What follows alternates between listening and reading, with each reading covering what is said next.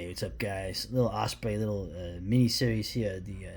Taking place in Africa. There's like 3 vids I'm gonna do on the wars that you had in the African continent. And this is the first one here: South African Armour of the Border War, 75-89. If you remember, if any of you remember, actually I remember as a kid, Soldier of Fortune magazine. This thing was still going on when you had this thing happening. So there was a lot of stuff in Africa going on. Okay, the Soviets were all over Africa. Obviously, you also had the Chinese. And with the Soviets, you had the East Germans and the Cubans as advisors, helping many of the various peoples as the colonial powers were leaving. If you ever saw Adio Africa, one of those Mondo documentaries by the Italians, you see that when the Europeans leave. Okay, but this case, Angola, right? The Portuguese had left. This caused a huge vacuum. Well, you had many different strangely named groups, mostly like you say leftist groups, but what does that mean? I keep saying like Marxism, Maoism, leftism. For non-European peoples, it just becomes nationalism, right? So it's ironic that you had these the MPLA was the Soviet-backed one. The UNITA were Maoists. Okay, and the South Africans actually ended up an unlikely alliance of convenience with the Maoists in order to fight the guys who were backed up the most. Let's be honest, the Soviet-backed ones. Right, Soviet alliance state was astride the Atlantic Sea routes and striking distance of the Cape of Good Hope. Right, so strategically, you think, oh well, why are we fighting people? And listen, I'm Mr. Anti-War, but Jesus Christ, we know global strategic things going on. Like as you see, why was the Suez Canal so damn important? Well, you're seeing why now in 2024. Right? So, but this is about essentially right the South Africans and their armored units and how they would develop over time in this border war. So the Eland, right now, the Eland is a French. These are French armored cars. Why are the South Africans using it? Well, I thought the South Africa was a Commonwealth country, right? In World War II, they were with the British, right? In World War I, they were with the British. So although a lot of Afrikaners joined the Germans, but the South African Defense Force, which went to war in Angola in 1975, had been undergoing a period of significant change ever since the departure of South Africa from the British Commonwealth in 1961. I didn't really know that. I wasn't aware. I wonder what that was. Why they broke ties with them. If they wanted to do it or if the British did it. You have to look into that. As a result of ever worsening ties with the United Kingdom. Really, after all that, after all the wars, to subdue the Afrikaners and to make this thing, after all the diamonds and the gold and all that stuff, now you're going to have worsening ties with the guys helped you in the wars anyway. Withdrawing his commitments to Commonwealth armored divisions, desired to have served as a reaction force in the Middle East. Right? So they had British equipment, Centurions, right? And they had all these little armored cars, right? But when they withdrew from the Commonwealth, basically, they sort of got their equipment more and more from the French, right? That's interesting. So essentially, South Africans started using French weapons. They acquired French weapons. So and it's interesting when you look at it, how they start out. They have these Eland 60s, but then the numbers go up because they start to run into more well-equipped one of these little groups backed by the Soviets. Yeah, they were running into T-34s, right? T-34-85s, which of course a World War II tank. But still, something like this would not fare well. And so they asked the French if they could put a 90mm gun and a turret on the same chassis. And this is the thing right here, this 90mm cannon. The Eland 90 was very well armed for a vehicle of this size. Right, remember, low velocity cannons doesn't make a difference once you have heat rounds. In fact, the original heat rounds the Germans invented came out of low velocity guns better until they had modified it. So with these 90mm heat rounds, they were more than capable of dealing with T-34-85s, okay? And the T-55 later was a tougher target which required careful shot placement, but these things were really effective, particularly in the jungle, okay? For a four-wheeled vehicle, it had pretty good cross-country off-road ability. right? And they mentioned the weaknesses of it, right? A lack of turret driving the gun impossible to stabilize. It cannot fire on the move. This was not a problem for well-trained South African crews who were drilled, right, and shoot and scoot, right? That's from the old self-propelled anti-tank guns back then. Right? The tiny Eland only had 29 rounds. Interesting. Yeah. Again, they mentioned the South Africans are larger than average feet. And the Eland, right, was named after the indigenous antelope. So this was a huge thing in the war. So you get to see the cool schemes. You see all the different operations, right? For much of the war, though, right? Guess who had air superiority, right? The Cubans were in there. The pilots enjoyed air superiority in their MiGs. Interesting that the enemy had air superiority. And the Cubans, like I said, the Cubans and the East Germans, the Volksarmee were here.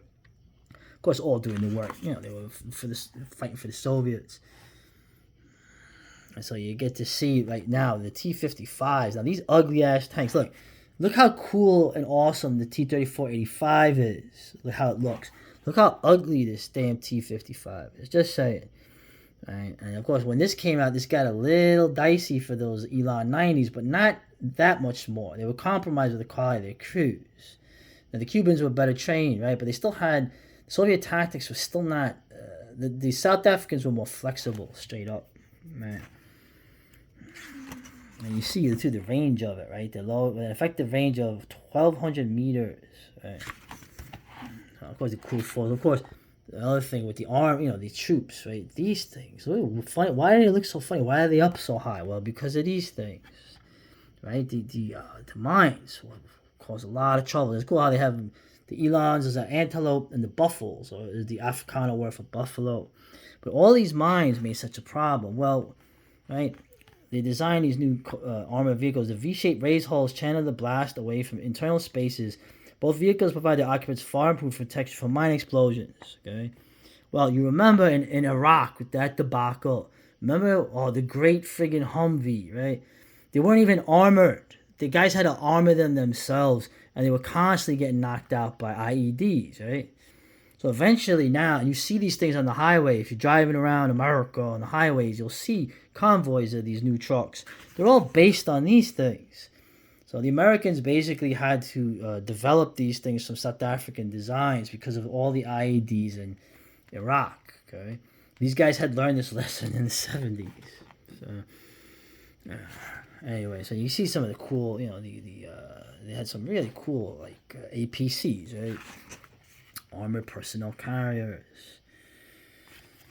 So, you know, going through it, you just see what's the interesting, one of these Mopani flies. Ooh, I wonder, Arkham Reporter probably knows what those are. So you see, too, also, it's like, oh, these are all white men fighting men of color. No, actually, you had a lot of African, you know, I don't want to say native Africans, because if you're born in Africa, if you're a South African or a Rhodesian, you're an African. Yeah, you were born there. So, but you know, you had also they called them buffalo soldiers. So you had, you know, a lot of black, you know, Africans fighting each other depending on what side they were. And now it's interesting they mentioned now this was a vehicle that the South Africans had designed. Okay, I think the French helped them a little bit, but the Ratel series was South African built infantry fighting vehicle. Right? It proved to be a highly successful armored fighting vehicle in multiple roles. So the firepower is there. And what is this? Oh, what the and the little interesting thing here is the Operation K was known as Corvette, the Afrikaans word for crowbar. Right? And of course, a lot of these soldiers were like native troops, you know, black personnel from the Ovambo tribe, right? Africa has more tribes than any place in the world, right? They have extraordinary tracking skills honed since childhood. It was very interesting how well they did. So, right, and you got kopgeld, right? Head money, right? That's pretty dramatic word right there. And look, and you got, right, it made sense. You got more money for a live one, okay, than a dead one. The incentive was to take the enemy alive for intelligence purposes, right? But this Ratel vehicle was very interesting, okay, because like I said, you had these little turrets here, but eventually they upgraded these things. They put the Eland turret on there, the 90mm out here. Now this thing was a do it, you could do it all. It was interesting, these Ratel 90s, right? They were named, all the Ratel 90s with the crew of, within the squadron were named after famous tank commanders such as Patton, Rommel, or famous tanks such as the Panther or King Tiger.